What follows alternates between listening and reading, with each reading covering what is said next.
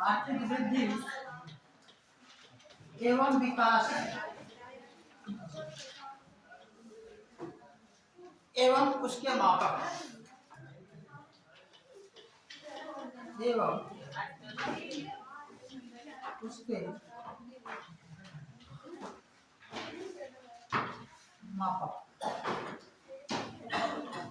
आर्थिक वृद्धि, आर्थिक विकास, जैसा कि आप लोगों को मालूम है, डेमो की क्लास में एक टॉपिक हमने शुरू किया था। आप लोग थे आर्थिक वृद्धि आर्थिक विकास। आज हम लोग इसे कंप्लीट करेंगे, है ना। तो आर्थिक वृद्धि किसे कहते हैं, आर्थिक विकास किसे कहा जाता है, और यहाँ पे मेंस में भी क्वेश्चन पूछे जाते हैं। पहले आर्थिक वृद्धि हुई या आर्थिक विकास? हाँ, पहले वृद्धि हुई या पहले विकास? पहले वृद्धि हुई फिर विकास हुआ, पहले विकास हुआ फिर वृद्धि। क्वेश्चन बनता है आर्थिक वृद्धि और आर्थिक विकास में मुर्गी और अंडे का संबंध है, स्पष्ट कीजिए।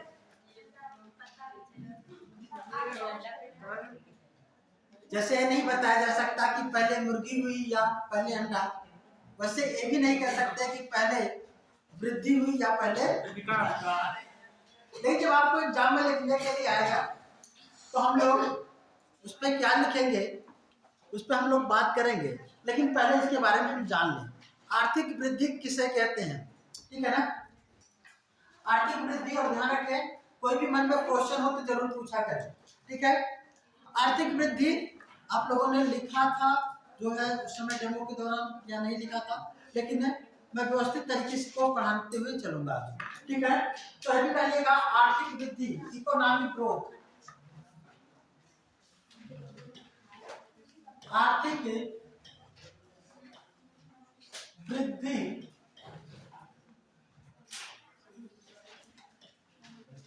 इकोनॉमिक ग्रोथ,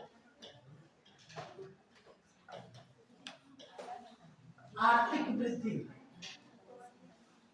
ठीक है।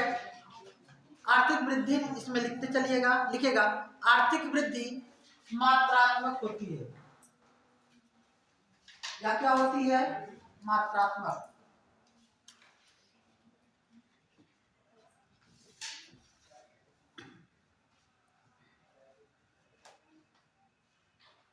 आर्थिक वृद्धि मात्रात्मक होती है। आर्थिक वृद्धि से आशय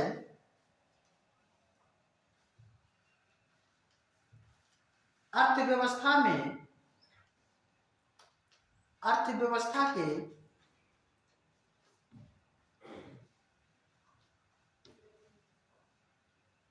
किसी क्षेत्र में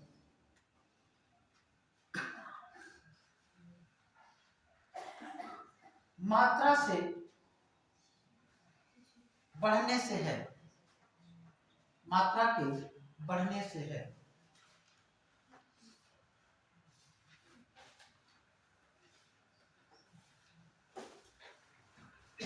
इसके तीन मापक होते हैं। आर्थिक वृद्धि के निम्नलिखित तीन मापक हैं। आर्थिक वृद्धि के निम्नलिखित तीन मापक हैं।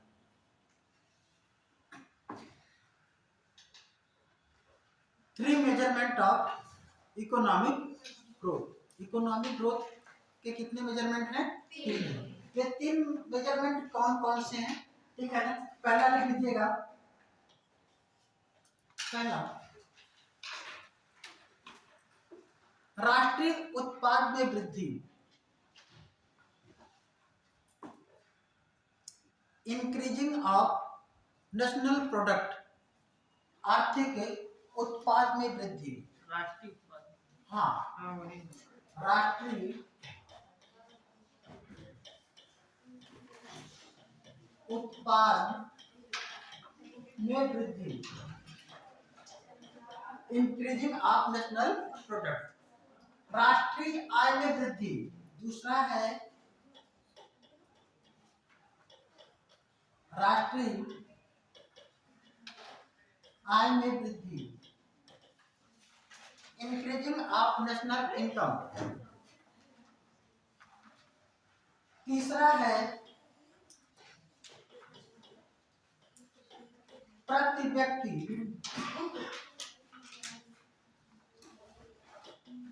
आय में वृद्धि,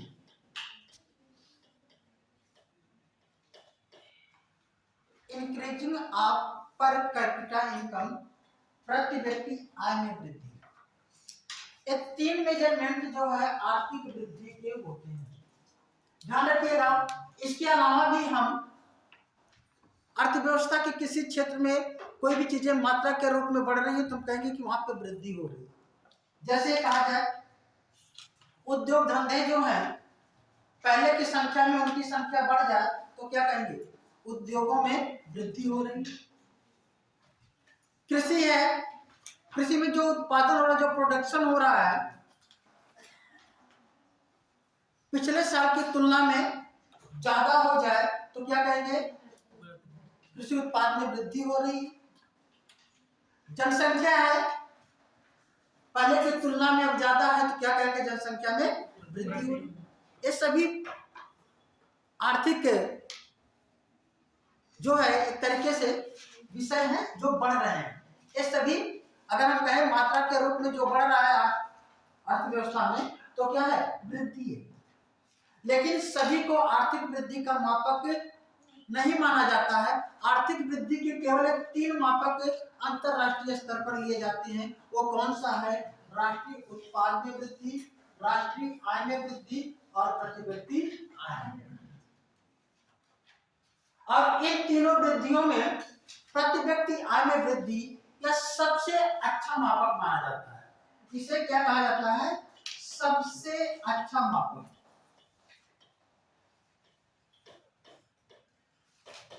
ऐसा क्यों,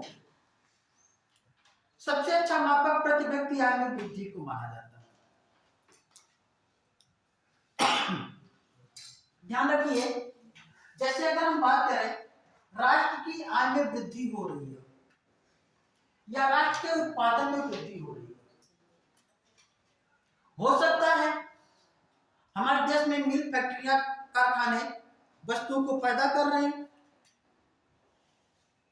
लेकिन वह जो प्रोडक्शन हो रहा है या जो आय हो रही है वह क्या हो रहा है, किसी एक क्षेत्र में वह बढ़ रहा है, वह देश की जनता को, आम जनता को उसका लाभ नहीं मिल रहा है।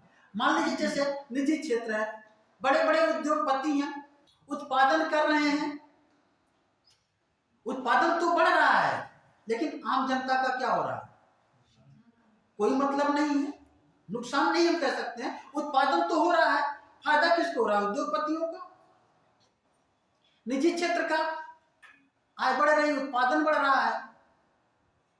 लेकिन अगर प्रति व्यक्ति आय का मतलब होता है देश का जो कुल उत्पादन हो रहा है बटे क्या होता है, कुल लोगों की संख्या।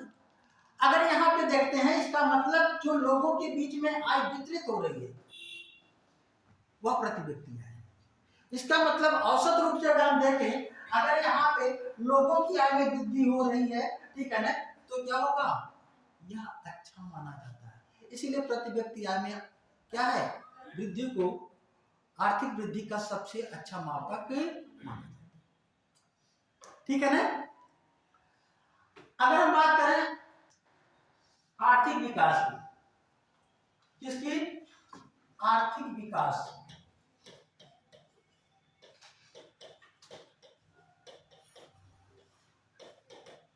ध्यान रखिएगा। हम डेमो में कुछ चीजें आप लोगों को बेसिक चीजें बताए थे, ना ज्यादा उस पर जोर देने की जरूरत नहीं है। आर्थिक विकास, विकास से मतलब क्या होता है, हमने बताया था कि विकास से मतलब होता है कि मानव के जीवन स्तर में सुधार। किसमें, जीवन स्तर, मानव के शिक्षा में सुधार, स्वास्थ्य में सुधार। तो हम क्या मानेंगे? विकास मानेंगे। जैसे एक छोटा सा बच्चा है जो एक्टिविटीज जो है 3-4 साल की अवस्था में करता है और वही एक्टिविटी वो 20 साल 25 साल की अवस्था में करता है, तो हम कहते हैं कि उसका वृद्धि हो गया लेकिन विकास नहीं हुआ। विकास से हमारा आशय होता है, विकास हम तभी कह सकते हैं जब क्या है, जीवन स्तर में सुधार हो, लिविंग जो स्टैंडर्ड है वो इंक्रीज कर रहा है, जो एजुकेशन है उसमें पहले की तुलना में वो बढ़ रहा है, स्वास्थ्य पहले की तुलना में बेहतर हो रहा है, तो हम विकास कहेंगे और नहीं तो विकास नहीं। ध्यान रखें, कोई यह आवश्यक नहीं है कि अर्थव्यवस्था में वृद्धि हो रही हो तो विकास भी हो रहा हो, यह आवश्यक नहीं है। वृद्धि ना हो लेकिन विकास संभव हो सकता है। जैसे आप लोगों की आय है, आप लोगों की आय में वृद्धि नहीं हो रही है लेकिन आप लोगों का विकास हो रहा है, क्योंकि आप लोगों को शिक्षा मिल रही है, अच्छा स्वास्थ्य के लिए सरकार प्रयास कर रही है, सुविधाएं उपलब्ध करा रही है, आपका जीवन स्तर में सुधार हो रहा है। आय में तो कोई वृद्धि नहीं हुई लेकिन विकास हो रहा है। तो ध्यान रखिएगा, ये आर्थिक विकास, इकोनॉमिक डेवलपमेंट की अगर हम बात करें तो ध्यान रखें, जो है किसी भी विषय का जो अंतिम उद्देश्य होता पढ़ने का, किसी भी विषय का जो पढ़ने का उद्देश्य होता है उसका अंतिम उद्देश्य यही होता है कि वह मानव का कल्याण कर सके। हम साइंस पढ़ें और मानव के लिए उपयोगी ना बना पाए तो क्या मतलब है? अर्थशास्त्र हम पढ़ें, अर्थशास्त्र के बारे में वृद्धि है, विकास है, उत्पादन है, बताया जाए मांग क्या होती है, पूर्ति क्या होती है, और मानव को कोरिलेट करके उसको लाभ ना पहुंचा जाए तो क्या मतलब है? किसी भी सब्जेक्ट को जो पढ़ने का उद्देश्य, जो अंतिम उद्देश्य होता है, जो उसका एंड होता है, वह उसके मानव के कल्याण के लिए। तो यहाँ पे भी वृद्धि हो अच्छी बात है, लेकिन उससे भी ज्यादा जरूरी क्या है? विकास। क्या होना चाहिए? विकास। अगर विकास नहीं हो रहा है तो वृद्धि का कोई मतलब नहीं होगा। लेकिन वृद्धि विकास तभी होगा जब क्या होगी? पहले वृद्धि। लेकिन यह हर मामले में सही नहीं हो सकता। जब भी कभी मेंस में ऐसा लिखने के लिए आए कि आर्थिक वृद्धि, आर्थिक, देखिए कई तरीके से क्वेश्चन हो सकते हैं, अगर आप चाहे कहीं पर नोट भी कर लिया करें, जब अगर मेंस के लिए हम बताते हैं तो उसको लिख सकते हैं, ठीक है ना। जैसे क्वेश्चन पूछ सकता है कि आर्थिक वृद्धि और आर्थिक विकास को जो है स्पष्ट करें, ऐसा हो सकता है। आर्थिक वृद्धि और आर्थिक विकास में मुर्गी और अंडे का संबंध है, स्पष्ट करें। या क्वेश्चन आ सकता है आर्थिक वृद्धि और आर्थिक विकास एक दूसरे के पूरक हैं, स्पष्ट करें। एक दूसरे के क्या है? पूरक। इस तरीके से क्वेश्चन बन सकते हैं। अच्छा, पहले सभ्यता आई थी या पहले संस्कृति?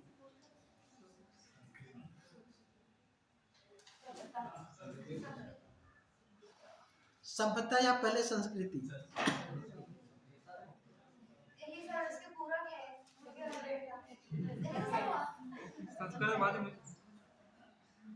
बहरहाल वो तो हिस्ट्री का सब्जेक्ट है, ठीक है ना। बहरहाल ध्यान रखिए, अगर हम यहाँ पे देखें किसी भी क्षेत्र में विकास तभी होगा जब क्या होगा?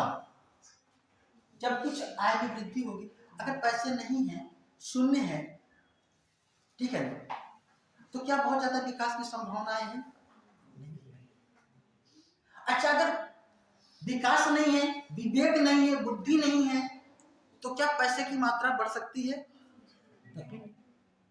मतलब ये दोनों एक दूसरे की अगर देखा जाए पूरक है। तो इसको जब कभी लिखेंगे तो एक बार लिखेंगे आर्थिक वृद्धि के लिए आर्थिक विकास आवश्यक है, ये दिखाएंगे जब लिखते समय। या आर्थिक विकास के लिए आर्थिक वृद्धि आवश्यक है, अपने अपने तर्क देंगे। लेकिन मैं इसकी चूंकि क्लास नहीं है, ज्यादा लेक्चर भी नहीं है, इसलिए जो है इसे कंसाइज में करके पढ़ाना भी है, पूरा भी करना है, ज्यादा समय भी नहीं। तो उस तरीके से आप क्या कर सकते हैं, उसको लिख सकते हैं। और मैं बताऊं, जब तक आपका कोई चेक करने वाला नहीं है, खुद से लिखिए, लिखना जरूर कीजिए, ध्यान रखें। अंतिम अगर सिलेक्शन लेना है तो लिखना शुरू कीजिए, पढ़िए और लिखिए। कहेंगे सर हम सही लिखते हैं गलत लिखते हैं कैसे मालूम चलेगा? आप एक बार लिख करके देखो, लिखने में कितनी समस्याएं आएंगी, कैसे शुरुआत करें, क्या लिखें, और फिर एक बार लिख लोगे तो खुद पढ़ना, खुद ही मूल्यांकन करोगे कि सही नहीं है। जब 4 बार लिख लोगे तब जाकर के ये लगेगा कि अब किसी को दिखाने के लायक। पहले तो अपने से आप सही करो ना, बात समझ में आ रही है? तो यहाँ तो प्रयास ही भी शुरू नहीं किया है लिखने का, है ना? तो प्रयास बेटा जरूर शुरू करो, ठीक है ना? और जब कभी मैं यहाँ पे आ जाता हूँ कुछ लिखे रहो, तो जैसे बैठा रहता हूँ तो दिखा सकते हो, है ना? सबका एक साथ तो नहीं चेक हो सकता है, लेकिन अगर आप कुछ लिखे हैं तो मैं जरूर उस पर जो है आपको डायरेक्शन दे सकता हूँ, इसमें ये ऐसा कर लीजिए तो ये आपका बेस्ट हो जाए। मुझे नहीं, अब हिस्ट्री वाले सर से नहीं, अब हिस्ट्री वाले सर से, अब हिस्ट्री वाले सर बताएंगे हम कुछ नहीं बेटा, ऐसा पूरा तो हर जगह पर पूरा होता है, ठीक है? चलो, अरे बात आ गई, ठीक है ना, आर्थिक वृद्धि आर्थिक विकास तो हम बोलते हैं, नहीं बोलना चाहिए था मुझे, ठीक है ना? चलिए, तो ये हो गया। अब लिखिएगा आर्थिक विकास, आर्थिक विकास को बताने के लिए विश्व बैंक ने पहली बार, विश्व बैंक ने पहली बार 1970 में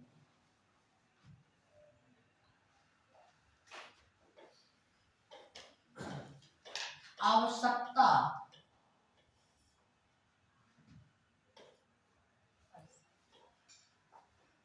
न्यूनतम, हिंदी में देखिए कितना कठिन लगता है, प्रत्यागम, इसे हम दृष्टिकोण भी कह सकते हैं।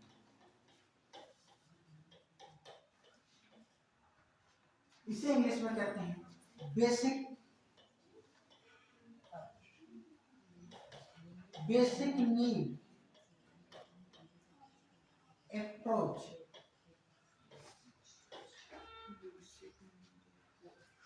आवश्यकता न्यूनतम प्रत्यागम, बेसिक नीड अप्रोच का प्रयोग किया,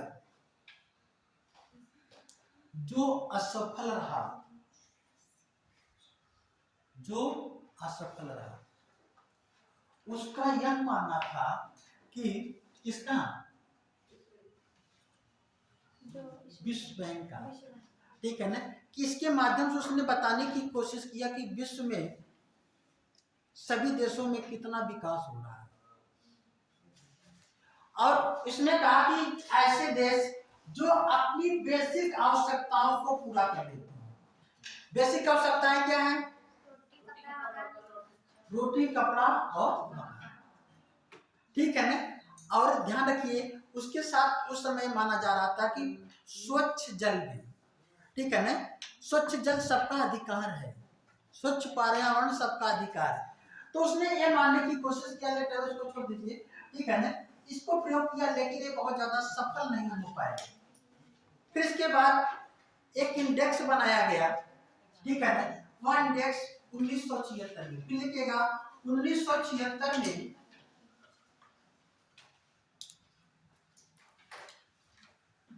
1976 में जीवन के भौतिक गुणवत्ता सूचकांक, जीवन के भौतिक गुणवत्ता सूचकांक,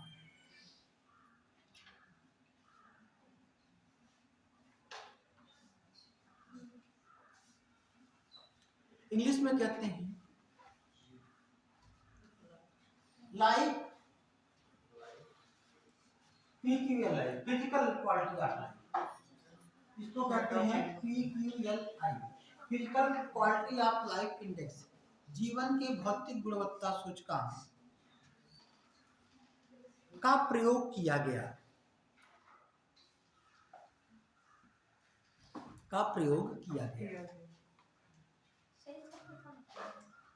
लिख लीजिएगा। जीवन के भौतिक गुणवत्ता सूचकांक, इंग्लिश में physical quality of life index, physical quality of life index. ध्यान रखिएगा, यहां से क्वेश्चन 2019 में पीसीएस में क्वेश्चन पूछा गया इसी PQLI से, ठीक है ना। उसमें पूछा गया था कि है ना कि इसका जो है प्रतिपादन किसने किया था। लिख लीजिएगा इसमें कुछ पॉइंट देखिएगा। जीवन की भौतिक गुणवत्ता सूचकांक को तैयार करने का श्रेय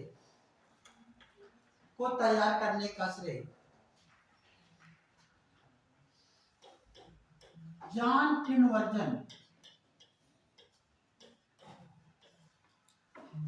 टिनवर्जन को जाता है। का श्रेय किसको जाता है? जॉन टिनवर्जन को जाता है। इस सूचकांक को मारिस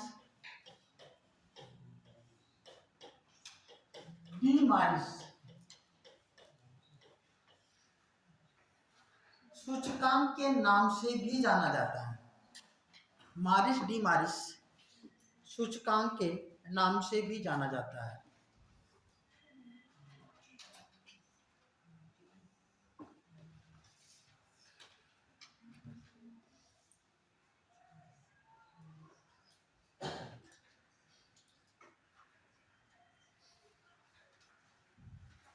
किस नाम से? एक ही क्वेश्चन पूछा गया है किस सूचकांक को मारिस नाम से जाना जाता है, तो ठीक है ना, PQLI। इस सूचकांक में 3 विषय शामिल किए गए हैं। इस सूचकांक में 3 विषय शामिल किए गए हैं। पहला है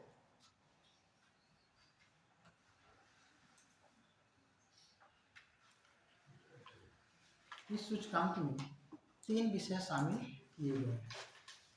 पहला जीवन प्रत्याशा। क्या था? जीवन प्रत्याशा, लाइफ एक्सपेक्टेंसी, जीवन प्रत्याशा, लाइफ एक्सपेक्टेंसी। दूसरा है साक्षरता, लिटरेसी। और तीसरा था बाल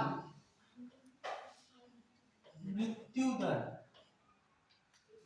चाइल्ड डेथ रेशियो, बाल मृत्यु दर, चाइल्ड डेथ रेशियो।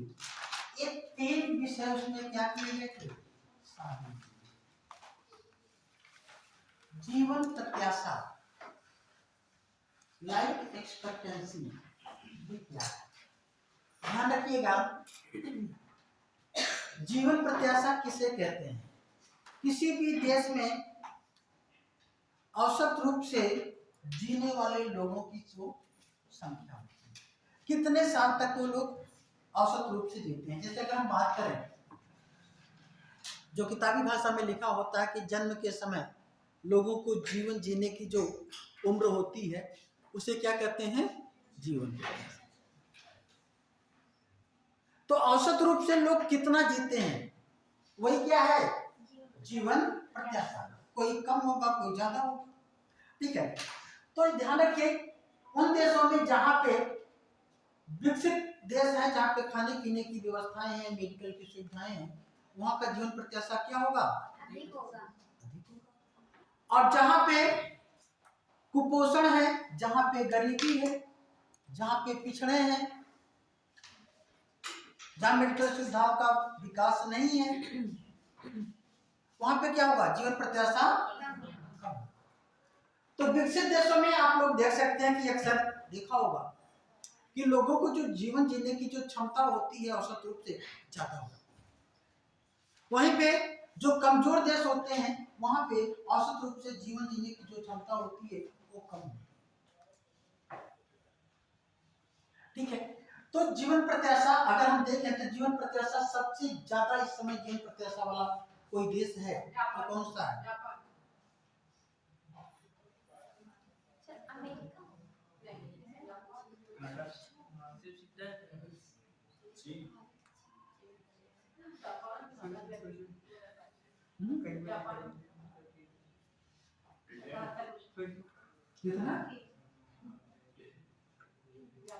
देखिए ये रिपोर्टें बदलती रहती हैं, बार बार नहीं रहता। इसके पहले आइसलैंड था, है ना? ठीक है, वहां पे जीवन प्रत्याशा अपेक्षाकृत 86 वर्ष थी और जापान की जीवन प्रत्याशा उस समय 84 वर्ष थी। लेकिन वो छोटा सा देश, बहुत कम आबादी, इसलिए वो ज्यादा ये नहीं कहा जा सकता कि वहां पे बहुत ज्यादा जीवन प्रत्याशा। हाँ, लेकिन जापान की जनसंख्या अगर देखा जाए तो ठीक ठाक जनसंख्या थी, बहुत ज्यादा जनसंख्या नहीं। जापान में अगर देखा जाए तो औसत रूप से लोग जो है क्या है ज्यादा जीते हैं। वही नहीं, अगर आप जितने भी विकसित देश देखेंगे वहां पे लोगों की औसत जो जीवन प्रत्याशा है, जो उनकी लाइफ एक्सपेक्टेंसी है, वो ज्यादा होती है। जापान को बुड्ढों का देश कहा जाता है। क्यों? क्योंकि वहां की अधिकांश आबादी वृद्ध हो रही है। वहां की अधिकांश आबादी क्या है? वहां की जो काम करने की, वहां का जो जीवन है, जीवन शैली है, वो अलग तरीके की। वहां के लोग पहले कहते हैं कि काम कर लीजिए, सब चीजों को वेल सेटल्ड कर लीजिए, फिर जीवन को एंजॉय करते हैं। पहले वो क्या करते हैं? काम करते हैं। और जापान के लोग काम में इतना लीन होते हैं कि वे छुट्टी उट्टी की अपेक्षा नहीं करते हैं। वहां की सरकार उन्हें जबरदस्ती छुट्टी पे भेजती है कि नहीं, हफ्ते में एक दिन का अवकाश लेना होगा, जिससे कि उनका स्वास्थ्य अच्छा बना है। आप रोज किसी काम में आप लगे रहिए, आपको सोचने समझने की थोड़ा क्षमता भी कम हो जाएगी और क्या साइको टाइप के हो जाएंगे। इसलिए बहुत जरूरी है कि बीच में गैपिंग होना।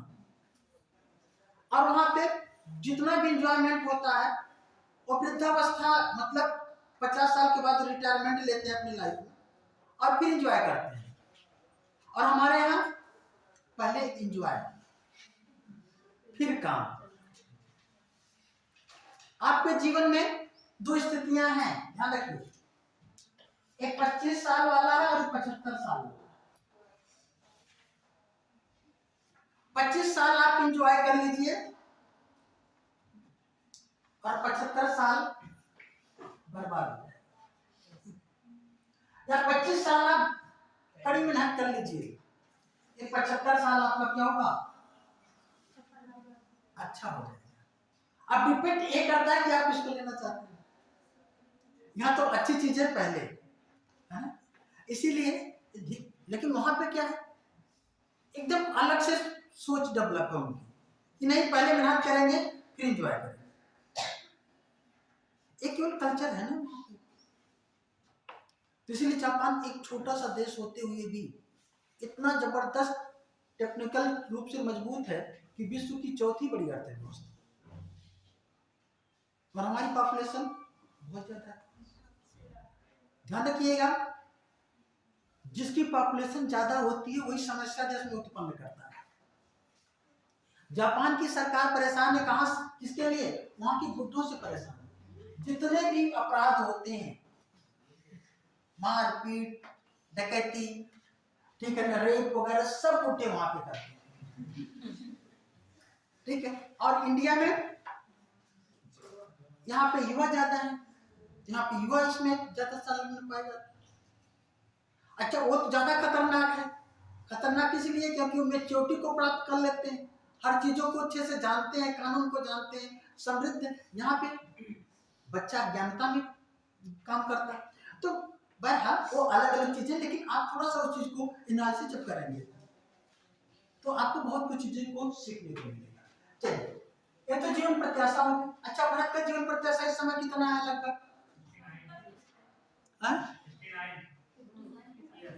59 कहाँ पड़ा था? 69। हाँ सही है ना? लगभग कितना है?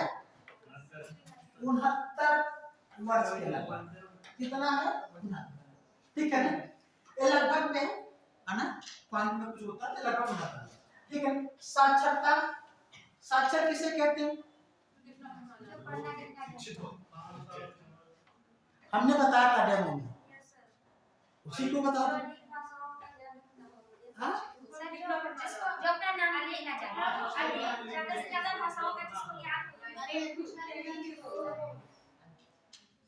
हम डेमो में नहीं बताए थे, डेमो में आप लोग नहीं थे।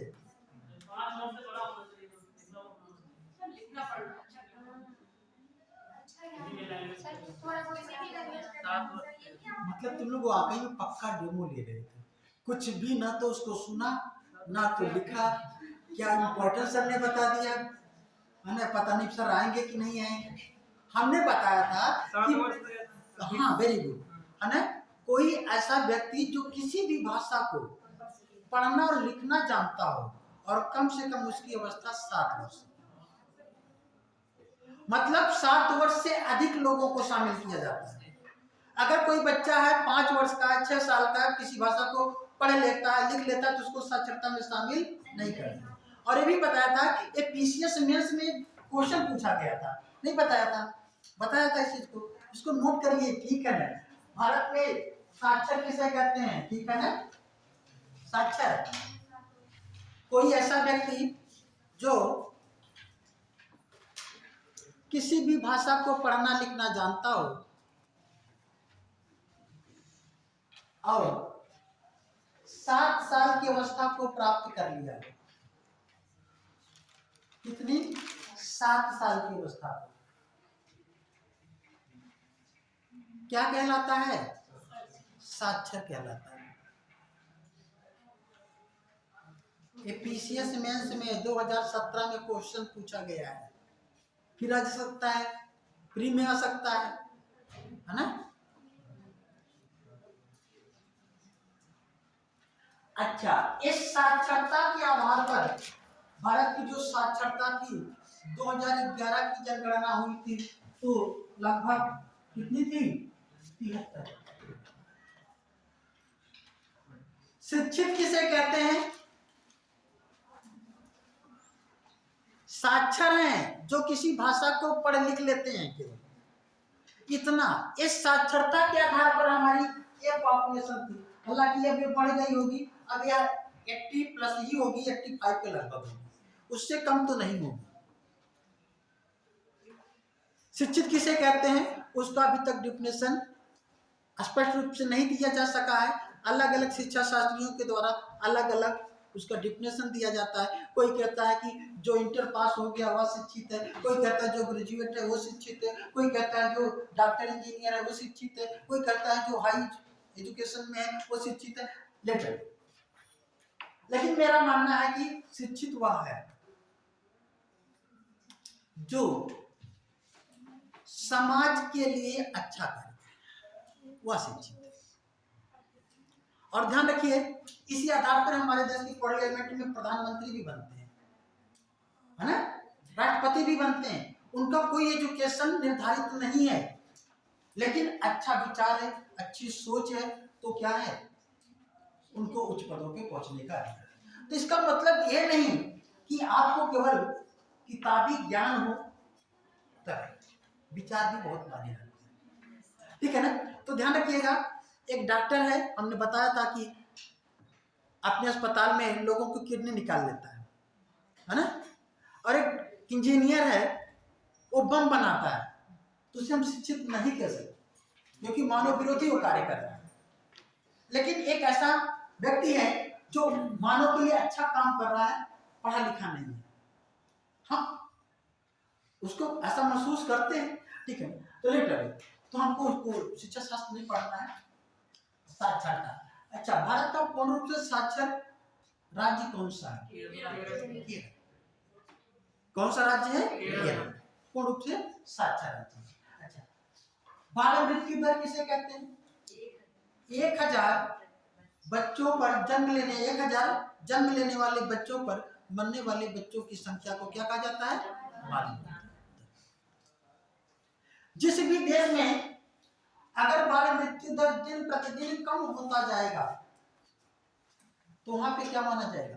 विकास माना जाएगा। और जहां पे बाल मृत्यु दर ज्यादा होगी वहां पे विकास कम। ध्यान रखिएगा, जब बाल मृत्यु दर ज्यादा कहां पे होती है? बाल मृत्यु दर बेटा वहां पे ज्यादा होगी जहां पे पिछड़ापन होगा, जहां गरीबी होगी। एक रिपोर्ट के अनुसार, आपको हैरान होने वाली बातें हैं कि एक रिपोर्ट के अनुसार भारत में जो जन्म लेने वाले बच्चे हैं 45% बच्चे जन्म से कुपोषित होते हैं। ऐसे बच्चों को अंडरवेट चाइल्ड कहा जाता है। जब कभी आप लोग देखेंगे जब हॉस्पिटल में जाते हैं तो डॉक्टर अगर कहता है कि बच्चा अंडरवेट है, इसका मतलब आप समझ जाइए कि उसे सामान्य भाषा में हम लोग क्या कहते हैं? उसे कुपोषित। और अंडरवेट चाइल्ड कौन होता है? ऐसा बच्चा जिसका वेट 2.5 किलो से कम होता है। 2.5 किलो से अगर कम है तो उसे कहते हैं अंडरवेट चाइल्ड है ना। इसका मतलब कहते हैं कि पापा मम्मी से कहते हैं, पेरेंट्स कहते हैं इसको 3 साल 4 साल 5 साल बहुत ज्यादा केयर की जरूरत है। क्यों? क्योंकि उसका इम्यून सिस्टम कमजोर है।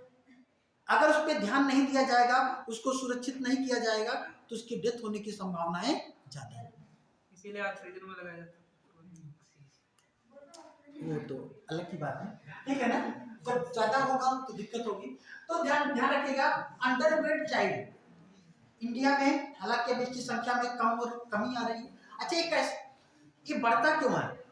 देखिए सरकार इस पे बहुत ज्यादा फोकस कर रही है, ढेर सारी योजनाएं चला रही है कि जो माँ है, मान लीजिए कोई एक गरीब परिवार है और वहां पे एक महिला है जिसके पेट में एक बच्चा है, वो बच्चे को जन्म देने वाली है, उसको कोई भी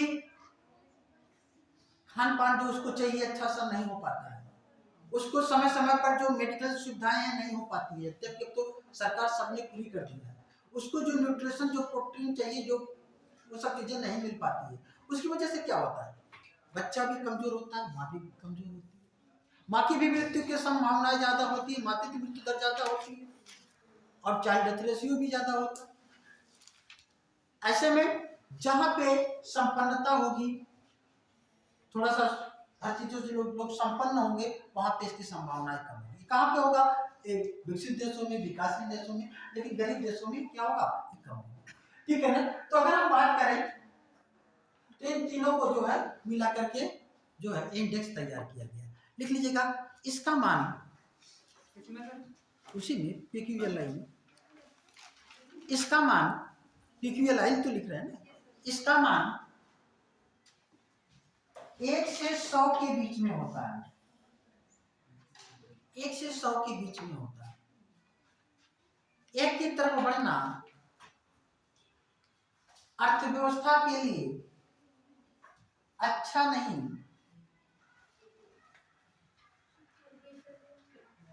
1 की तरफ बढ़ना अर्थव्यवस्था के लिए अच्छा नहीं, किंतु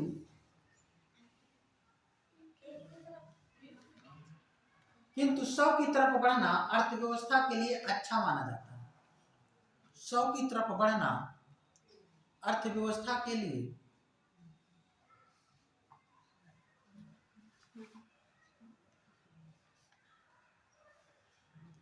अच्छा माना जाता है। 100 की तरफ बढ़ना अर्थव्यवस्था के लिए क्या माना जाता है? अच्छा। चलिए आगे अगर हम बात करें, ठीक है ना। अभी चलिएगा मानव विकास सूचकांक, इस पे यहाँ से क्वेश्चन आपको एग्जाम में जरूर पूछे जाते हैं। मानव विकास सूचकांक, human development index, human development index.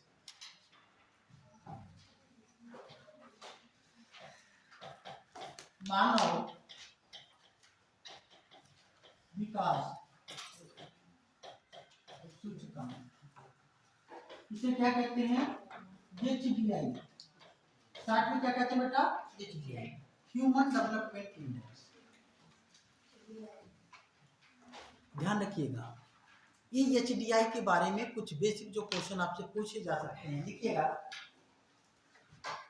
HDI के बारे में, मानव विकास सूचकांक यानी HDI को तैयार करने का श्रेय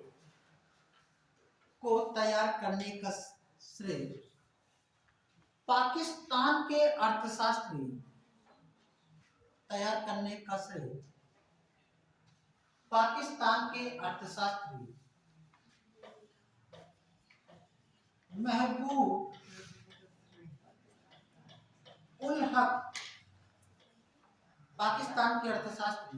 महबूब उल हक को जाता है।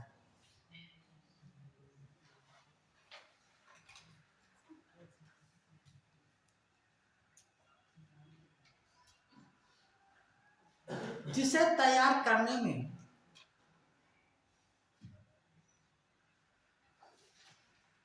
भारतीय मूल के अर्थशास्त्री, ये मूल के थे, वो पाकिस्तान में थे, भारतीय मूल के अर्थशास्त्री AK सेन या उन्हें अमर्त्य कुमार सेन कहा जाता है ना, अमर्त्य सेन या AK सेन एवं बांग्लादेश के अर्थशास्त्री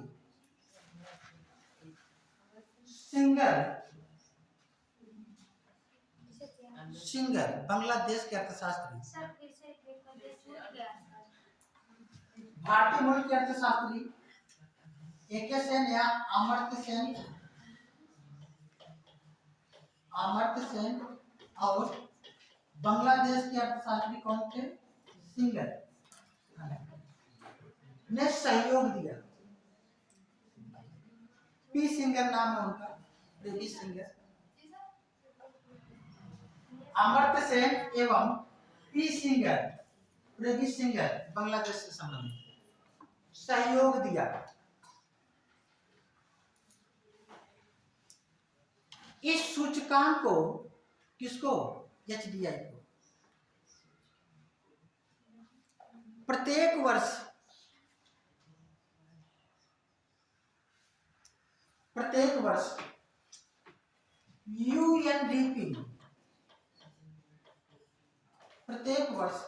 UNDP के द्वारा जारी किया जाता है।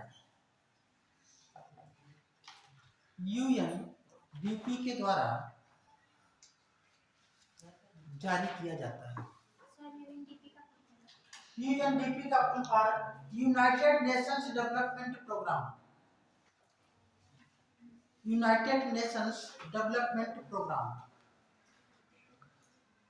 संयुक्त राष्ट्र विकास कार्यक्रम, यूनाइटेड नेशंस डेवलपमेंट प्रोग्राम के द्वारा जारी किया जाता है। लिखिएगा, इस सूचकांक में निम्नलिखित 3 विषय शामिल किए जाते हैं।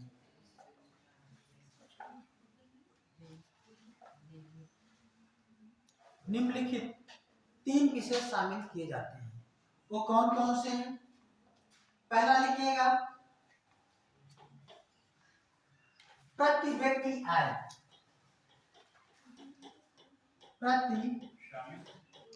किए जाते हैं,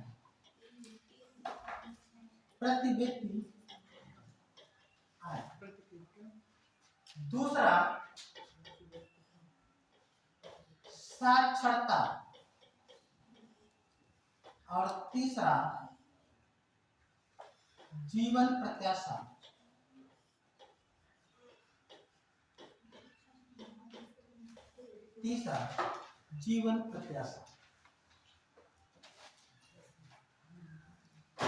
ध्यान रखिएगा, आपने देखा होगा PQLI और HDI। PQLI और HDI में एक अंतर है, और वो अंतर को ध्यान में रखना ही है, क्योंकि अक्सर पूछ दिया जाता है कि किसे PQLI में शामिल नहीं किया जाता, या पूछ लिया जाता है किसे HDI में शामिल नहीं किया जाता। क्योंकि दोनों बड़े होते हैं, पास में होता, कंफ्यूजन होता बहुत। ध्यान रखें, साक्षरता और जीवन प्रत्याशा दोनों में है।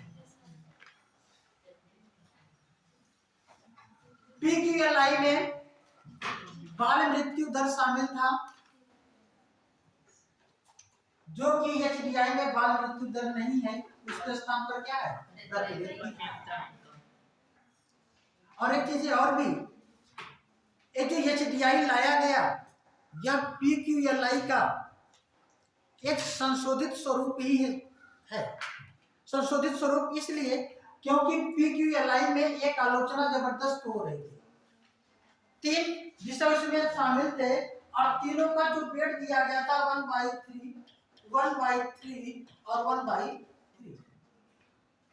उसमें 2 ऐसे विषय थे जो एक ही सेक्टर को इंगित कर रहे थे, जैसे जीवन प्रत्याशा और बाल मृत्यु दर। ये दोनों ही स्वास्थ्य को ही इंगित कर रहे थे, जबकि साक्षरता अलग थी। तो इसका मतलब उसमें जो वेटेज जा रहा था स्वास्थ्य का, वो 2/3 था, 2/3 हो रहा था, और शिक्षा का कितना था? 1/3। इस आधार पर कहा जा रहा था उसमें कि इसमें स्वास्थ्य पे ज्यादा वेटेज है और शिक्षा पर कम। इसमें सुधार होना चाहिए, या तो बराबर बराबर कर दिया जाए। हालांकि फिर उसी के बाद जब इसको लाया गया तो इसमें एक और संशोधन किया गया। कहा गया शिक्षा हो चाहे स्वास्थ्य हो, इन दोनों में सुधार तभी होगा जब आय होगी। प्रति व्यक्ति आय जो किसी भी व्यक्ति के या समाज में विकास में निर्णायक महत्व रखता है, जिसे PQLI में शामिल नहीं किया गया, इसे HDI में शामिल किया गया। तो ध्यान रखें, HDI में शामिल किसे किया गया? प्रति व्यक्ति आय। अगर आय बढ़ रही है तो आपका स्वास्थ्य भी अच्छा होगा, शिक्षा भी अच्छी होगी और जीवन स्तर भी अच्छा होगा। ठीक है ना? इसका मतलब ये मेन रोल अपनाता है, इसलिए इसे पहले रखा। ठीक है, दूसरी लाइन से लिखिएगा, इसका मान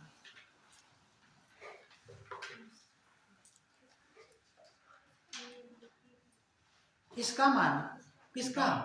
HDI का। इसका मान 0 से 1 के बीच में होता है, 0 से 1 के बीच में होता है।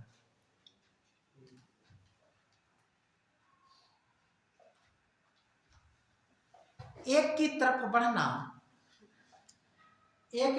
बढ़ना अर्थव्यवस्था के लिए अच्छा,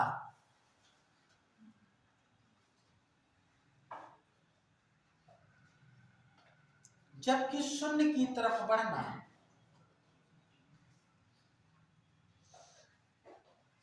अर्थव्यवस्था के लिए अच्छा नहीं माना जाता। 0 की तरफ बढ़ना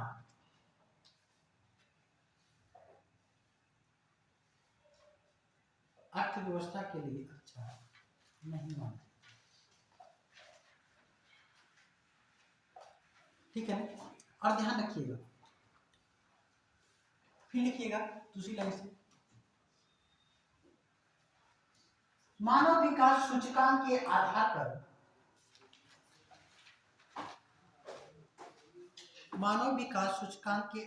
पर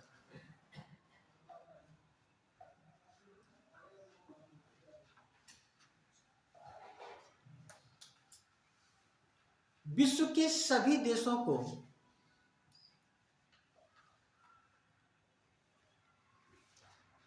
चार भागों में विभाजित किया गया है।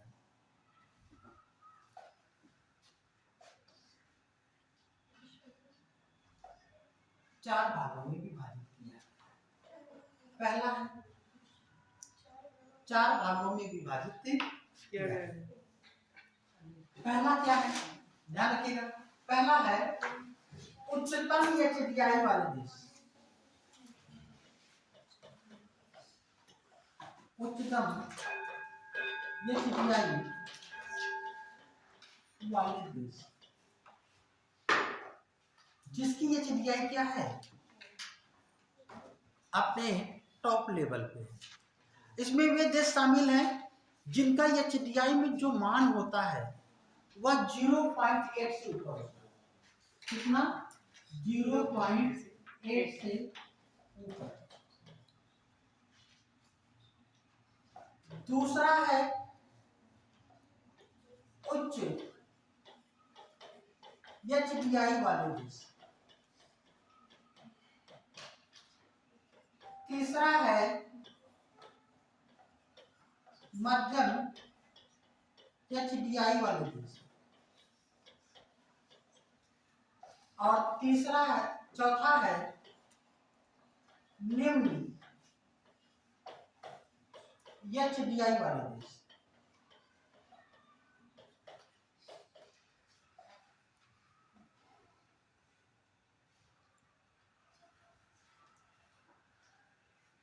ठीक है, अब ध्यान रखें जो निम्न एचडीआई वाले देशों में किसे माना जाता है? जिनका एचडीआई में मान 0.55 से कम होता है।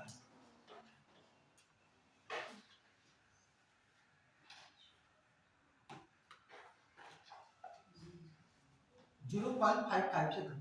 अच्छा, अब इसको क्या करेंगे? इसको ध्यान रखें। इसमें क्या होगा? इसमें अगर हम देखें इससे कम मतलब 0.8 से कम कहां तक? 0.79 तक। 0. यहां कैसे करेगा?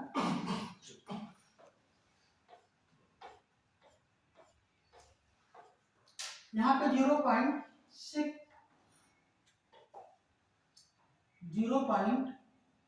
यहाँ तक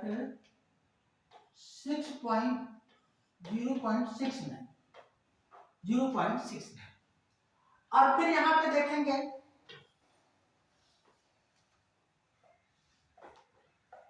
0.69 से कम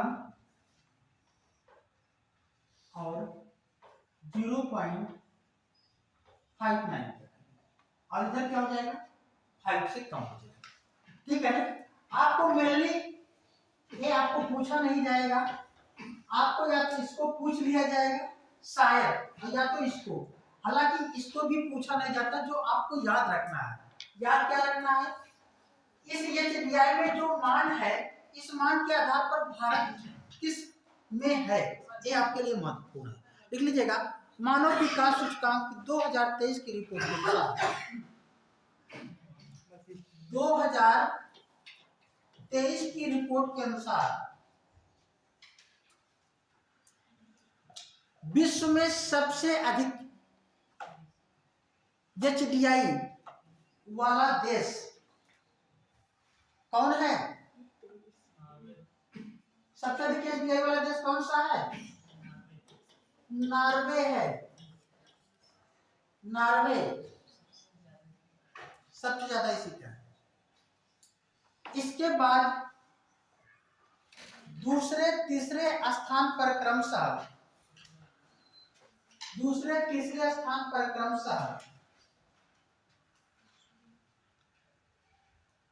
कौन है? स्विट्जरलैंड और ऑस्ट्रेलिया। दूसरे पे कौन है? स्विट्जरलैंड और तीसरे पे कौन है? ऑस्ट्रेलिया।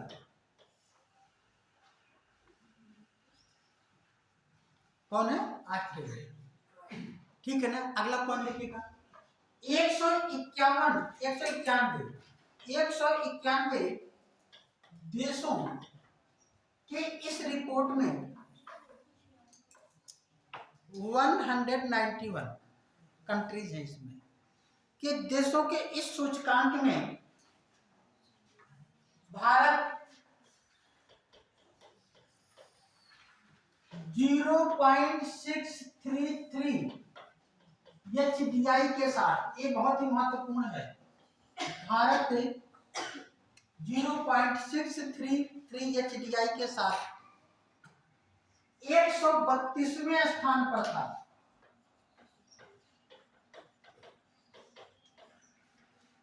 यहाँ लिख लीजिएगा 132वें स्थान पर है, ठीक है। रिपोर्ट आती है 132वें स्थान पर है। अच्छा, सबसे ज्यादा एचडीआई तो किसका है? नॉर्वे। सबसे कम एचडीआई वाला देश कौन सा है? सबसे कम एचडीआई वाला देश लिख लीजिएगा, अफ्रीका महाद्वीप का एक है चाड। इसका जो एचडीआई में मान है 0.39 से कम है। चाड ये सबसे कम एचडीआई वाला देश है।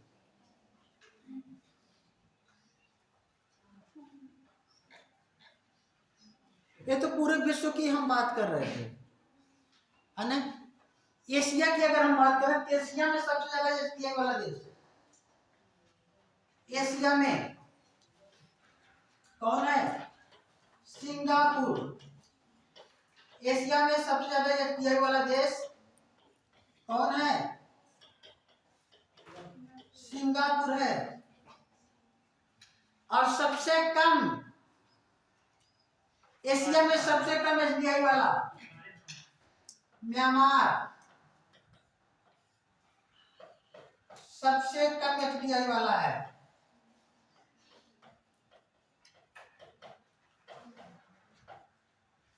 कहां पे? एशिया में। अच्छा, एशिया में सबसे ज्यादा जीडीपी किसकी है? चीन की है। पूरे विश्व में सबसे ज्यादा जीडीपी अमेरिका की। और एशिया की अगर हम बात करें तो किसकी है? चाइना की। और भारत में किसकी सबसे ज्यादा है? किसकी है सबसे ज्यादा जीडीपी? ठीक है। बहरहाल ये जो है, हाँ, म्यांमार बेटा, म्यांमार दरअसल में, ठीक है ना। इस पे लिखने में भी थोड़ा सा अजीब सा भी लग रहा है, धीरे धीरे, ठीक है। तो अब जो है इनको आपको ध्यान में रखना है। अब ऐसे ही जैसे विश्व में मानव विकास रिपोर्ट हर साल आती है, जिसके आधार पर यह बताया जाता है कि किसी भी देश के मानव का विकास कैसा हो रहा है, किस देश में सबसे ज्यादा, किस देश में कम हो रहा है ना। और हम लोग भी देखते हैं कि हमारी रैंक जो है किस स्टेज में है। अब सोचिए 191 देशों में भारत का रैंक कौन सा है? 132। इसका मतलब लगभग, है ना, कितने, लगभग इधर देखें तो 40 हो जाएगा उधर, और 58 59 देश। 58 59 देश ऐसे हैं जो हमसे क्या है? नीचे हैं।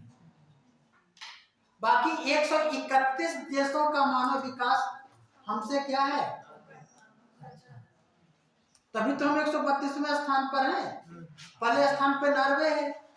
मतलब 131 देश के जो निवासी हैं, उनके यहाँ जो मानव का जो सोच विचार है, विचारधारा है, जीवन स्तर है, वो हमसे क्या है? अच्छा है। मात्र केवल 55-60 देश ऐसे हैं जो हमसे नीचे हैं। ऊपर देख करके हम दुखी हो सकते हैं और नीचे देख करके थोड़ा सा खुश हो सकते हैं कि ठीक है, हम तो कुछ तो ठीक है, ठीक है ना। चलिए, बहरहाल हेडिंग डालिएगा भारतीय मानव विकास सूचकांक। भारतीय मानव विकास सूचकांक, इंडियन ह्यूमन डेवलपमेंट इंडेक्स।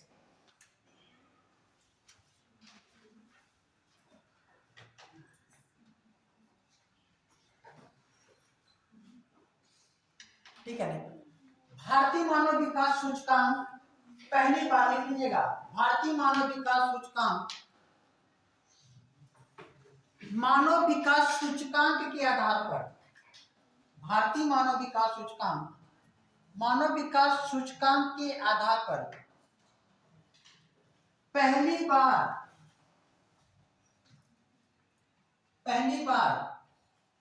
2002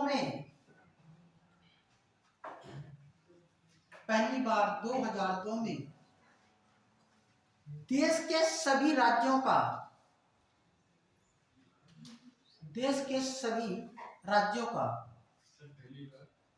2002 में देश के सभी राज्यों का मानव विकास सूचकांक जारी किया गया। पहली बार ये बताया गया कि भारत के जो राज्य हैं उन राज्यों में मानव विकास कहाँ पे कम है और कहाँ पे ज्यादा है। अच्छा, जब ये पहली बार ये किया गया तो इस समय हमारे देश के प्रधानमंत्री कौन थे? अटल बिहारी वाजपेयी ये प्रधानमंत्री थे।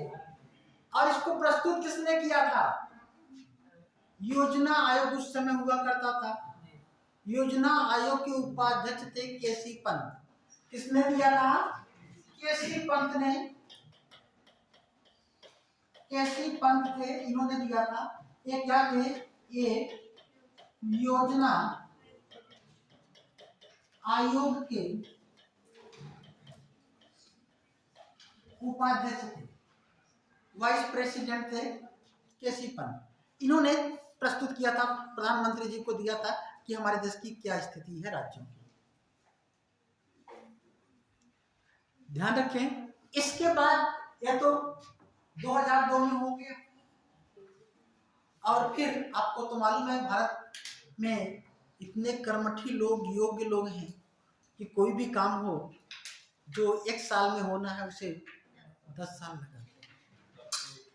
यूएनडीपी एक ऐसी संस्था जो विश्व के 191 देशों का मानव विकास से संबंधित हर रिपोर्ट को कंपाइल करके हर वर्ष जारी करती है। और भारत में पहली बार 2002 में जारी किया गया और दूसरी बार भारत में मानव विकास रिपोर्ट जारी किया गया 2011 में। कब? दूसरी बार भारतीय मानव विकास सूचकांक जारी किया गया कब? 2011। और तीसरी बार भारतीय मानव विकास सूचकांक अभी तक जारी नहीं। लेकिन इसी 2011 की रिपोर्ट को थोड़ा सा अपग्रेड कर दिया जाता है कि उस समय की वृद्धि दर ऐसी थी तो अब यहाँ पे ऐसा हो।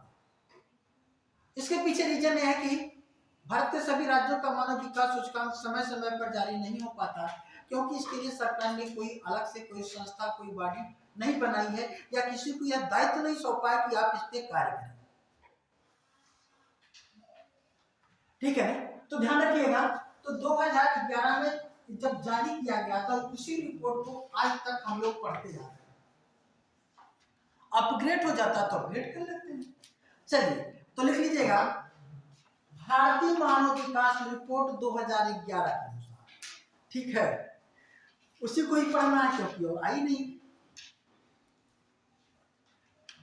भारत में सर्वाधिक एचडीआई वाला राज्य सबको मालूम होगा। सर्वाधिक एचडीआई वाला राज्य कौन है? कौन? केरल है। कौन है बेटा? केरल।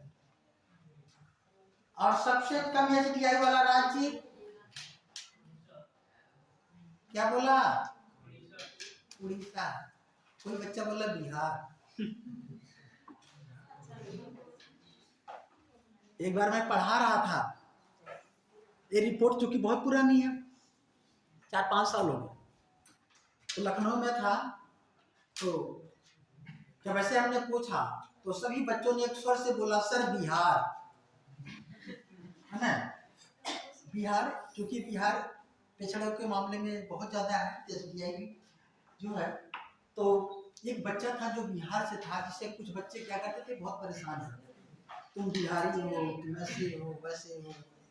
ठीक है, तो ध्यान रखिएगा बेटा, बिहार सही नहीं है, सही आंसर है छत्तीसगढ़।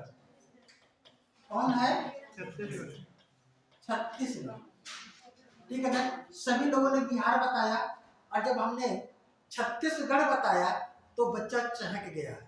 ठीक है ना, देखो सभी लोग जो भी बातें होती बिहार बिहार समझ गए इसके दर्द को। ध्यान रखिएगा, बिहार केवल पिछड़ा ही नहीं है, बहुत मामलों में अच्छा भी है। आज भारत में जितने भी IAS अफसर होते हैं सब बिहार से ही होते हैं, है ना। देश की स्वतंत्रता में, राजनीति में बिहार का जो है योगदान जबरदस्त है। बिहार के पिछड़ेपन का कारण वहाँ की क्या है? भौगोलिक स्थितियां हैं। कोसी नदी वगैरह हर साल क्या आती है, बाढ़ लेकर के आती है, कितना भी अच्छा घर बनवा लीजिए बहा ले जाए। ठीक है, तो एक अलग की बातें हैं। ठीक है ना, तो क्या है, सबसे कम एचडीआई वाला राज्य कौन सा बेटा? छत्तीसगढ़। और ध्यान रखिएगा, इस जो एचडीआई जो 2011 की बनाई गई थी उसमें सभी राज्यों को शामिल नहीं किया गया। उसमें जो राज्य थे वो केवल 21 राज्य थे और प्लस एक केंद्र शासित प्रदेश था। 21 राज्य और एक केंद्र शासित प्रदेश, मतलब सब मिलाकर के केवल 22 राज्य। इसका मतलब यह हुआ कि बहुत से ऐसे स्टेट भी छूटे होंगे, जैसे पूर्वोत्तर के राज्य छूट गए थे। केंद्र शासित प्रदेशों में केवल एक केंद्र शासित प्रदेश लिया गया था, वो भी था कौन? दिल्ली। एक दिल्ली था और बाकी और भी राज्य थे। ठीक है ना, सभी लोगों को भी शामिल नहीं किया गया था। ठीक है, बहरहाल बात आती है किस रिपोर्ट में सबसे ज्यादा एचडीआई अगर केरल की थी, सबसे कम छत्तीसगढ़ की थी, तो उत्तर प्रदेश की क्या स्थिति थी? मन में आता है प्रश्न, है ना? ठीक है ना, तो लिख लीजिएगा, इस रिपोर्ट के अनुसार उत्तर प्रदेश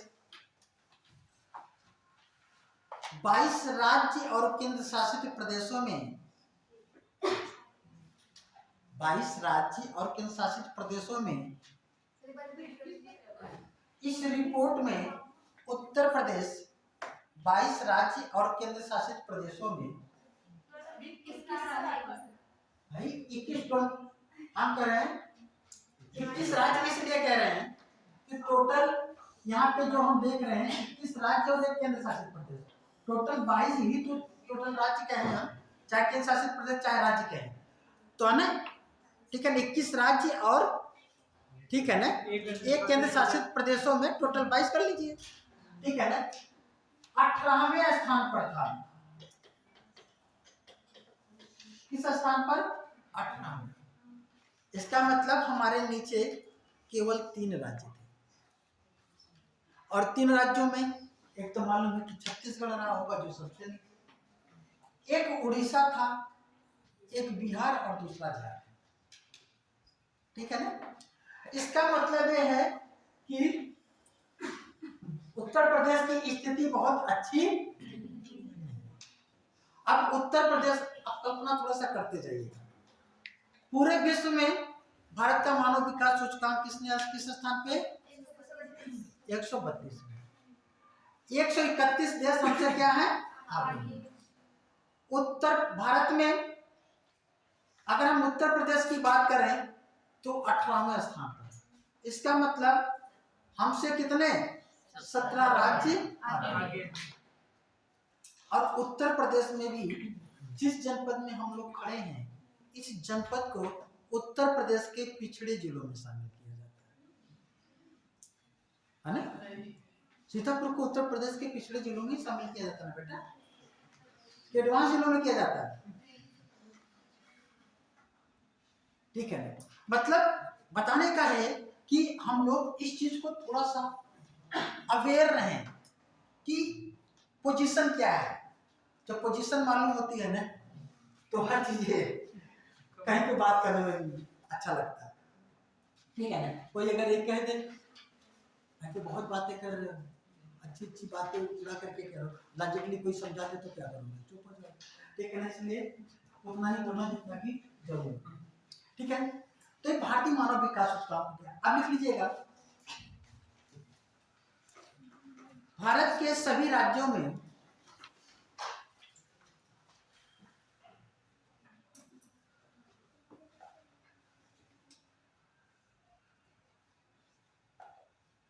मध्य प्रदेश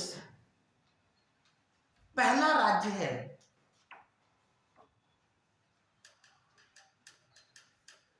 मध्य प्रदेश पहला राज्य है जिसने अपने राज्य का मानव विकास सूचकांक जारी किया।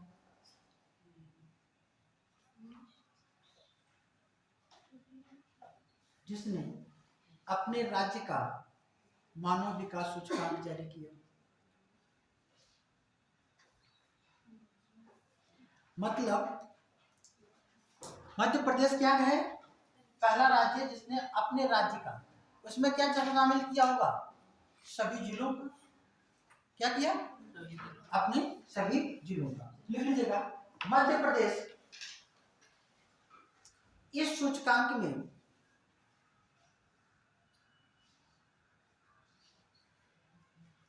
अपने राज्य के सभी जिलों को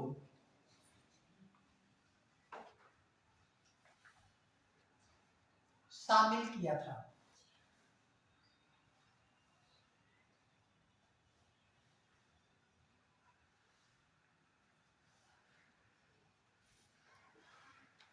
ठीक है, ऐसे इसके बाद कई राज्य भी अपना अपना मानव विकास सूचकांक जारी किए होंगे, जिसमें यूपी भी रहा होगा, जारी किया होगा। ठीक है ना, बहरहाल उसकी बहुत ज्यादा इंफॉर्मेशन नहीं उपलब्ध है।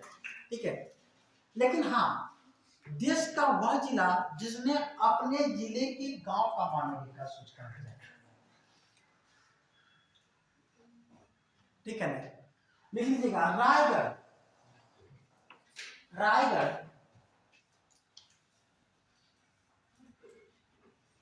देश का पहला जिला है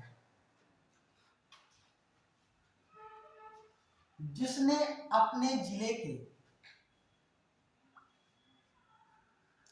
सभी गांवों का मानव विकास सूचकांक जारी किया है। सभी गांवों का मानव विकास सूचकांक जारी किया है। रायगढ़ कहाँ पड़ता है,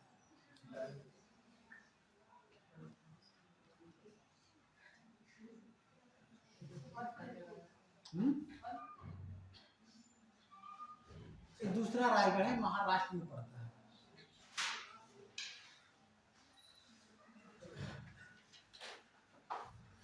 ठीक है ना, ध्यान रखिएगा, अभी तक ये जानकारी नहीं है कि क्या किसी गांव ने भी अपने गांव के सभी घरों का मानव विकास सूचकांक जारी किया, ऐसा नहीं है और कोई जारी भी नहीं करेगा। किसी भी गांव में ग्राम प्रधान ये कह दे कि वो फला घर बहुत ज्यादा विकसित है, ये बहुत ज्यादा खराब है, कह सकता है, गांव में कोई किसी से कम नहीं, वो लाठी लेकर के खड़ा हो जाएगा, कहेगा कैसे कह दिया, हम पिछड़े हैं उनसे, हम उनसे किसी मामले में कम हैं। गांव में कोई किसी से कम। बहरहाल इस आधार पर जो है भारतीय धर्म मानव विकास सूचकांक की बात करें बेटा, तो इस तरीके से आप लोग इसको जो है क्वेश्चन आ सकता है, आपको बता सकते हैं। ठीक है ना, चलिए तो इसको एक बार रिवाइज करा दें। चलिए बताइएगा, आर्थिक वृद्धि का सबसे उपयुक्त मापक कौन है? सब लोग बोलते चलेंगे, देख करके भले बोलें। आर्थिक वृद्धि का सबसे उपयुक्त मापक कौन है? प्रति व्यक्ति आय। विश्व बैंक ने पहली बार मानव विकास को जारी जो है मानव विकास सूचकांक को बताने के लिए किसका प्रयोग किया था? पहली बार बताने के लिए आवश्यकता न्यूनतम प्रत्यागम। बेसिक नीड अप्रोच का प्रयोग किया था। ये पहली बार मानव विकास को बताने के लिए किया था। PQLI physical quality of life index, इस इंडेक्स को किस और नाम से जाना जाता है? मारिस डी मारिस के नाम से। APCS का क्वेश्चन है, पिछले 2-3 सालों का क्वेश्चन सॉल्व करोगे ये मिल जाएगा। किस नाम से जाना जाता है? मारिस डी मारिस। इस सूचकांक को तैयार किसने किया था? किसने? जॉन कीवर्थ।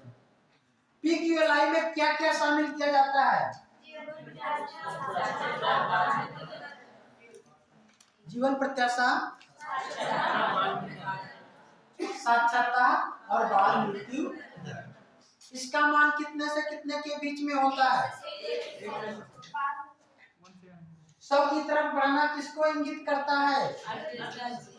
अच्छी है, ठीक है ना? अच्छा, मानव विकास सूचकांक यानी ह्यूमन डेवलपमेंट इंडेक्स HDI को कौन सी संस्था जारी करती है? कौन? UNDP। UNDP की स्थापना कब की गई थी? UNDP की स्थापना 1965 में की गई थी। अर्थात का विषय नहीं है, ठीक है ना? संस्था है ना, कब की गई थी? 1965 में। UNDP प्रत्येक वर्ष क्या करती है? मानव विकास सूचकांक को,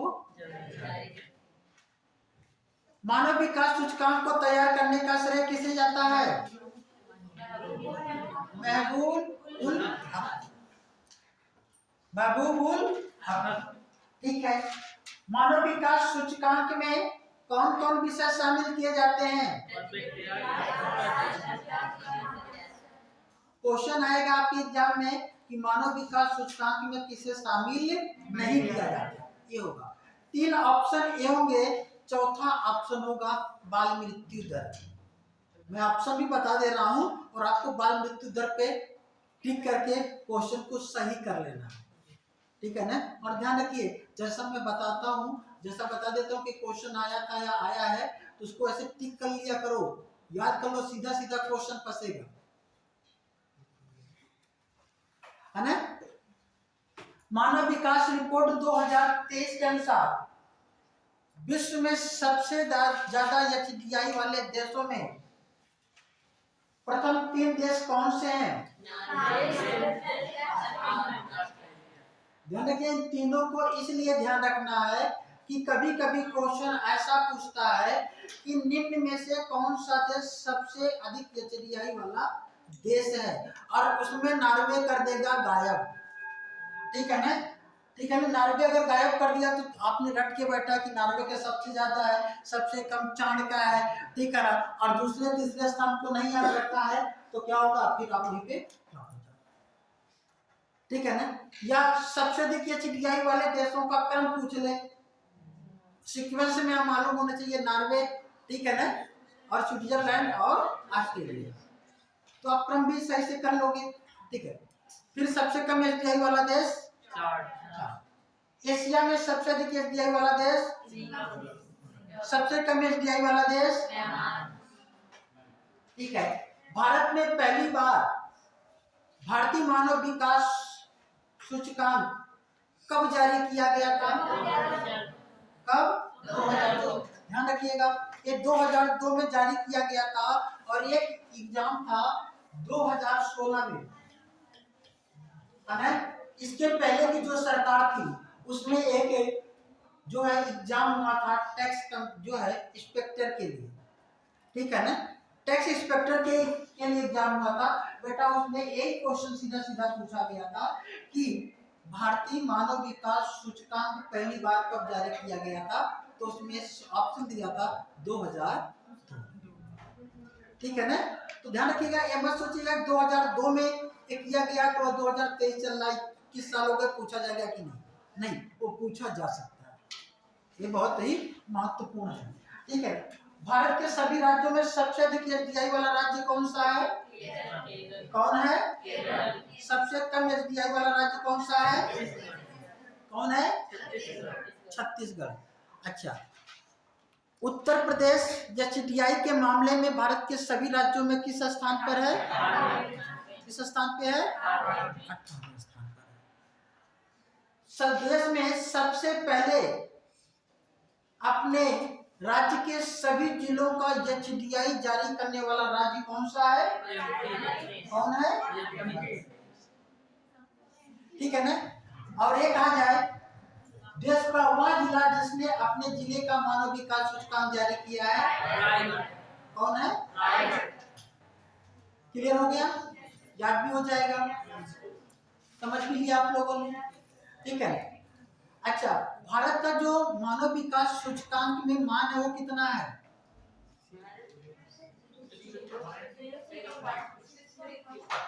0.6 कितना है?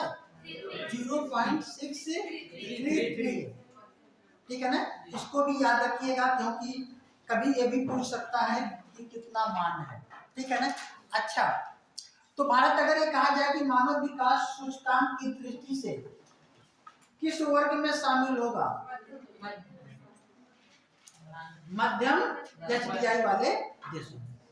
अच्छा, चाइना को मैं बात बताऊं, चाइना से हम कंपेयर इसलिए करते हैं क्योंकि चाइना एक ग्लोबल में अगर देखा जाए बहुत तेजी से बढ़ रहा है, हमारा पड़ोसी भी है, हमारा कंपटीशन हमारे पड़ोसी से ही है, ठीक है। तो चाइना की जो है मानव विकास की दृष्टि से क्या पोजीशन है, ठीक है ना। चाइना को मैं बताऊं बेटा, चाइना 2017 में ही जो है उच्च मानव विकास सूचकांक वाले देशों के ग्रुप में शामिल हो गया। 2017 में इसका जो सूचकांक था वो था 0.76 था, ठीक है। 0.76 तभी था इसका मतलब ये और भी बढ़ गया होगा। इसका मतलब चाइना में अगर देखें तो मानव विकास क्या हो, अच्छा हुआ है, ठीक है ना। वहां पे लोगों का जो जीवन स्तर है वो इंडिया की तुलना में क्या है, ठीक है। तो चलिए, ये था मानव विकास सूचकांक। अब हम लोग इसी के बात करेंगे, विकास की ही बात करेंगे, ठीक है ना। तो जो अगला टॉपिक होगा वह सतत विकास, समावेशी विकास, इस सबको लेकर के, इस पे भी आप लोग पढ़ करके आएंगे। किसी को कुछ पूछना है? कोई प्रश्न नहीं है? हाँ, किसका? चीन का बेटा इस समय मुझे याद नहीं है ना। तो चीन का हालांकि पूछेगा भी नहीं एसडीआई में स्थान, और ना तो ये पूछेगा चीन का, ठीक है ना। ये तो मैं केवल आपको कंपेयर करके बताया हूँ कि कभी ये आपके एग्जामों में पूछा जा सकता है, ठीक है। अच्छा, आप लोग नोट्स बना रहे हैं? अच्छे से तैयार करते चलिएगा। कभी ये मत सोचिएगा कि हमको क्या करना है, इस जो है नोट्स को जब एग्जाम आएगा तब पढ़ते चलना है। आप पढ़ते रहिए, एक दूसरे से पूछते रहिए, और ध्यान रखिएगा जैसे हमने बताया कि बेटा मेंस के लिए जो क्वेश्चन होते हैं उसको जरूर, ठीक है ना, जरूर लिखा करें। अगर आप लिखते हैं या नहीं लिखते हैं, आप अपने कॉपी के नीचे एक क्वेश्चन जरूर लिख लिया करें कि सर ने इस चीज को बोला है, हम ही नहीं कोई भी सर अगर आपको बता रहे हैं, कोई टॉपिक पढ़ा रहा है, बता कि आपके मेंस में क्वेश्चन ऐसे बनता है, तो आप उस क्वेश्चन को लिख लिया करें, ठीक है ना। उस क्वेश्चन को तो आपको क्या होगा, उस पर लिखने में आसानी होगी। जैसे एक हमने बोला ना कि आर्थिक वृद्धि और आर्थिक विकास है ना, या दोनों एक दूसरे के पूरक हैं, स्पष्ट कीजिए, ठीक है ना। सभी लोगों ने लिख लिया है, ठीक है ना। अपनी अपनी भाषा में लिखने की कोशिश कीजिएगा, ठीक है ना। और अगर आप चाहें तो जैसे मैं आ जाता हूँ, जब आप जानते हैं कि मैं 5 मिनट पहले आता हूँ, मैं 2-4 मिनट के बाद ही जाता हूँ, तो ठीक है ना, तो आप उसे चेक भी करा सकते हैं, ठीक है ना। तो मैं उसको थोड़ा सा आपको गाइड कर सकता हूँ। और पेपर सॉल्व जरूर कीजिए। सॉल्व पेपर कितने लोगों के पास है? सॉल्व पेपर है ना, सॉल्व पेपर ले लीजिए, ठीक है ना। अगर अलग अलग विषय का नहीं ले सकते हैं तो कम से कम पिछले 10 सालों का, ठीक है ना, सॉल्व पेपर ले लीजिए और उसको सॉल्व कीजिए, तब आपको अंदाजा लगेगा कि जो हम पढ़ रहे हैं कैसे पढ़ रहे हैं, कितना ही इम्पोर्टेंट है कितना इम्पोर्टेंट नहीं। क्या यहाँ से जो टॉपिक हम पढ़ रहे हैं यहाँ से क्वेश्चन बन रहे हैं कि नहीं बन रहे हैं, ठीक है ना। जब इस तरीके से करेंगे तभी आपका परफेक्ट तैयारी होगी, ठीक है ना। और ध्यान रखें, अर्थशास्त्र एक ऐसा सब्जेक्ट है जिसके डाटों को आपको ज्यादा फोकस करने की जरूरत नहीं है। कुछ डाटे जो होंगे हम उसको बताते चलेंगे, उसको फोकस कर लीजिएगा। इसीलिए हम ज्यादा डाटा नहीं आपको लिखाते हैं, क्योंकि इकोनॉमिक्स के हर साल कम से कम 3 बार डाटे आते हैं। 3 बार डाटे आते हैं। एक पहला डाटा होता है अनुमानित। ध्यान रखिएगा, मैं जो बातें बता रहा हूँ कि आपको कैसे डाटों को याद रखना। पहला जो डाटा होता है अनुमानित, क्या होता है, अनुमानित होता है, ठीक है ना। अनुमानित की अगले साल की जीडीपी की ग्रोथ रेट इतनी रहेगी, ठीक है ना। यह अनुमानित है, लेकिन ये हमेशा के लिए याद मत कर लीजिए, ठीक है। फिर जैसे ही वर्ष खत्म होता है तो एक डाटा आता है त्वरित डाटा, त्वरित लिखा होता है त्वरित अनुमानों के अनुसार, तो दूसरा डाटा होगा। और तीसरा जो आता है वो आता है संशोधित। क्या आता है बेटा, संशोधित, ठीक है ना। जो संशोधित अनुमान होता है या डाटा होता है जिसमें संशोधन करके दिया जाता है, वो एग्जैक्ट आपको इसको याद रखना है। जहां पे आपको संशोधित डाटा दिखे उसे 1 साल 2 साल का, ठीक है ना, या रिसेंट में, उसे आप कोशिश करें कि वो दिमाग में हमारे घुसा रहे, ठीक है ना। अनुमानित है कोई बात नहीं, भूल जाएगा, कोई दिक्कत नहीं, फिर से डाटा आएगा। त्वरित है कुछ नहीं, फिर संशोधित होकर के आएगा। हमको क्या करना है, संशोधित वाली डाटों पे फोकस करना है। ज्यादा डाटा हम इसलिए नहीं बताते हैं कि हमारे बच्चे क्या होते हैं इस डाटा के चक्कर में, है ना, पता लगा कि थोड़ा सा माइनर सा डिफरेंस होता है और हैक करने लगता है दिमाग, ठीक है ना। तो मैं आप लोगों को जब एग्जाम आपका जैसे नजदीक आएगा हम आपको मेन डाटों को जो है बता देंगे, बस उतना ही डाटा डालना कंप्लीट। कॉन्सेप्ट को समझते चलो, कॉन्सेप्ट को जो अस्थाई है, ठीक है, जिसमें ज्यादा परिवर्तन नहीं होना है, और साथ में करंट भी कुछ चीजें तो बता ही देते हैं, उसको करते रहिए, ठीक है ना, आपका कंप्लीट हो जाएगा, ठीक है। अभी घबराने की जरूरत नहीं है, लेकिन घबराने की जरूरत इसलिए है कि क्योंकि ज्यादा समय नहीं है। हालांकि 5-6 महीने 3-4 महीने तो है ही है आप लोगों के। मार्च में होगा एग्जाम ना, मार्च में विशेष काम जो एग्जाम मार्च में प्रस्तावित है, ठीक है ना। आगे बातें अलग की हैं कि टल जाए, संभावनाएं कम है। और ध्यान रखिए कि यूपीएससी का एग्जाम आगे चल करके, तो ये मान के लिए ज्यादा समय नहीं है, लेकिन इतना भी कम समय नहीं है कि जिससे कि आपको कोई दिक्कत हो। तो चलिए आज की क्लास यहीं तक, है ना, हम लोग फिर मिलते हैं। Thank you very much.